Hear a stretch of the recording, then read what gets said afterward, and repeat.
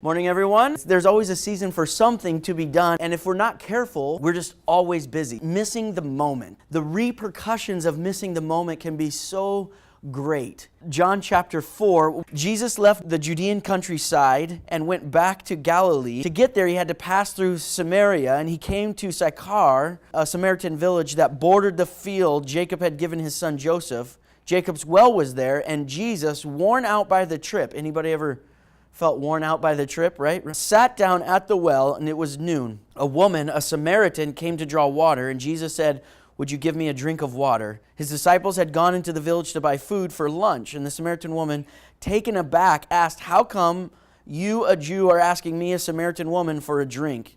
Jews in those days wouldn't be caught dead talking to a Samaritan.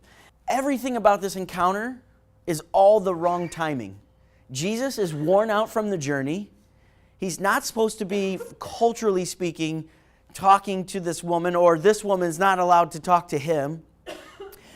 Everything about this encounter that takes place is in all the wrong timing. The Bible describes that it's at noon, which is not the time that ladies of the day came to draw water. They usually did it early in the morning so that they could get their daily chores done. And so they got their daily allotted amount of water or whatever they needed. And so she's here avoiding encounter, avoiding social interaction. Jesus is here. He sent his disciples into town, I'm assuming, because he wanted some me time. He wanted some alone time. For preachers, this was probably Monday morning for him. And just to give a little bit of a backstory, part of the reason he's here is because the Pharisees were successful in creating a rivalry between Jesus' disciples and John the Baptist's disciples as to who was baptizing more. And so there's kind of like a little family division going on with him and his cousin. There's some turmoil going on. He's just trying to build the kingdom, and all this mess is happening. Okay, he comes into this town trying to avoid people. He's tired. It's been a long journey. It's been physically exhausting, emotionally exhausting, spiritually exhausting. And here is this lady. It's all the wrong timing, yet Jesus chooses to go ahead and have this encounter. Sometimes our greatest opportunities come at the least opportune time. Our greatest opportunities to serve someone, our greatest opportunities to go the extra mile, our greatest opportunities to make a difference come at the least opportune time. Continuing on in the story, Jesus is talking to a woman that even the lady herself is saying, "Why are you talking to me? How is it that you're talking to me?"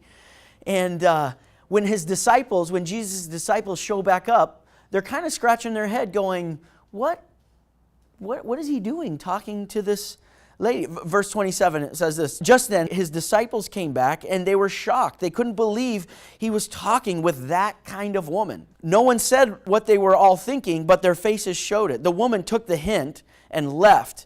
In her confusion, she left her water pot. Back in the village, she told the people, 'Come see a man who knew all about the things I did and who knows me inside and out. Do you think this could be the Messiah?' And they went out to see for themselves." Jesus was not concerned about his image in this moment.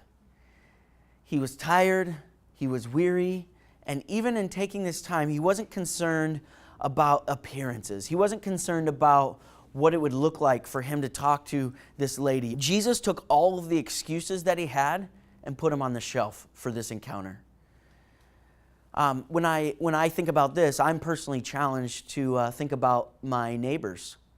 You know, who am I talking to them? Right around me, there's all kinds of cultural differences. Just within like 4 or 5 houses, we have some Muslims, we have some Jewish people, we have some Mormons, we have some agnostics. We don't really believe in that kind of thing. We've got every kind of demographic that you can imagine just within a 4 or 5 house radius. I don't even have to go very far to have the world at my doorstep. And here Jesus was in the same place, and he took all of his excuses why to not have this encounter, and he put them on the shelf.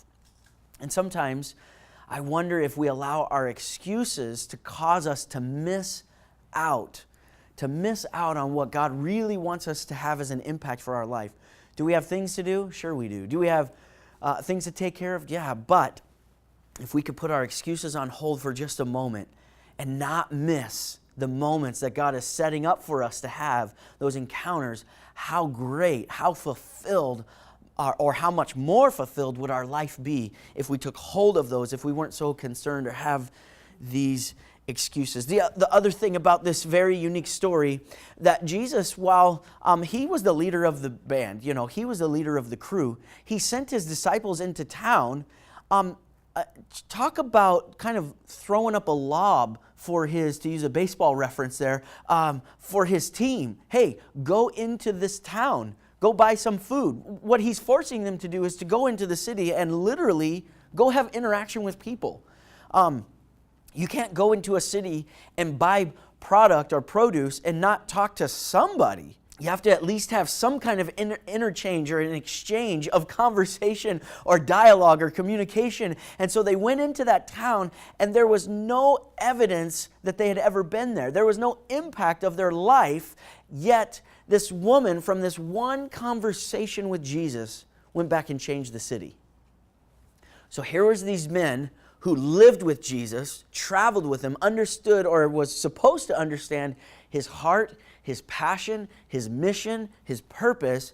Hey, I want you to go into this town because, we're here, we're on this journey, we're trying to go there. And they missed the whole purpose of Jesus. Did they do their assignment? Yeah, they brought back food. They were wondering why Jesus wasn't ready to eat because they did their assignment, but they missed their purpose. And sometimes we have to make sure that we're keeping those two things in balance, where our assignment and our purpose are matching up together. And they missed their moment because they didn't merge those two together at the same time. As a result, this woman, she goes back into town, culturally speaking, heritage speaking, history speaking. She should have no part of the kingdom of heaven. She should have no part of the harvest, yet it was this seemingly outsider who captured the moment, and the insiders, the disciples, missed the moment. Jesus kind of gives them this rebuke in verse 35 of this passage. As you look around right now, wouldn't you say that in about 4 months it'll be harvest time? Well, I'm telling you, open your eyes and take a good look at what's right in front of you. Now, imagine Jesus is saying this as the city, as the men of the city, as the people of the city are coming up to him. And he's saying, open up your eyes, as he's pointing to this crowd that's coming. These Samaritan fields are ripe. It's harvest time. The harvester isn't waiting. He's taking his pay. He's gathering in his grain that's ripe for eternal life. Now the sower is arm in arm with the harvester, triumphant. That's the truth of the saying. This one sows, that one harvests.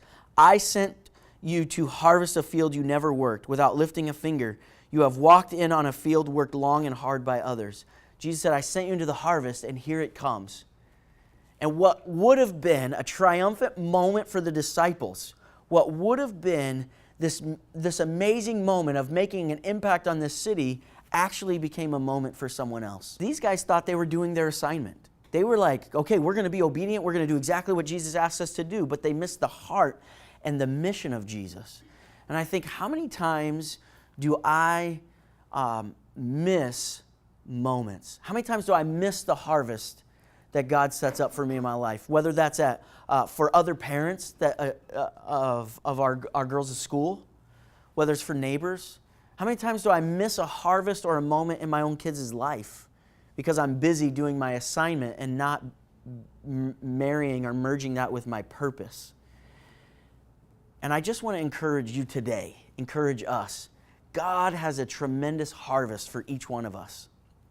And if we don't keep in balance our assignment and our purpose at the same time, our harvest will become someone else's harvest. Someone else will reap the benefits, will reap the fruit that God is intending for us to reap, for you to reap. And it might just be a simple phone call that you could have been too busy to take. Never undervalue just even one gesture of kindness, because the impact or the harvest that God is setting up for you and I to reap that we never worked for, that we didn't till the ground. That's what he's saying. You didn't do anything for it. I'm just sending you into this harvest that's ready. God has those things for you. And I just want to encourage you today, the rest of this week, this season, that everything you do in this office and out of this office, everything you do with your life, God has a great harvest of fruit and benefit that He has just for you. Don't miss those moments.